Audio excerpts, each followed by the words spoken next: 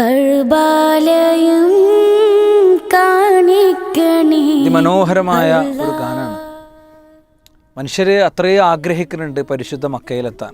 എനിക്ക് അറിയുന്ന ഒരു സഹോദരി, ഒരു ഉമ്മ, അവർ വളർത്തുന്ന വളർത്തുമൃഗങ്ങളെ വിറ്റ് അവർ ഉംറ ചെയ്യാൻ പോയ അനുഭവം അറിയാം. ഇന്ന് പരിശുദ്ധ അറഫ മൈതാനിയിൽ ജനലക്ഷങ്ങൾ ഒഴുകിയെത്തിയിരിക്കുകയാണ്. ലോകത്തെ നൂറുകണക്കിന് എയർപോർട്ടുകളിൽ നിന്ന് പറന്നുയർന്ന ഹജ്ജ് വിമാനങ്ങൾ ഒരു കൂട്ടം സ്വപ്നങ്ങളുമായി എത്തിയ മനുഷ്യരെ അറഫ വരെ എത്തിച്ചിരിക്കുകയാണ്.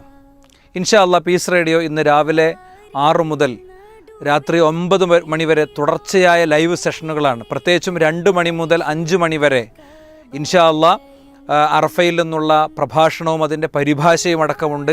നിങ്ങളൊക്കെ കുടുംബസഹിതം കാണുക. പണ്ടൊക്കെ നമുക്ക് അയൽപ്പക്കത്തെ വീട്ടിൽ പോയി കാണേണ്ടിയിരുന്നു. ഇന്ന് ഒറ്റക്ക് കാണാം, ഒന്നിച്ച് കാണാം, പല രീതിയിലും കാണാം. അതുകൊണ്ട് എല്ലാവരുടെയും സജീവ സാന്നിധ്യം ആഗ്രഹിക്കുകയാണ്.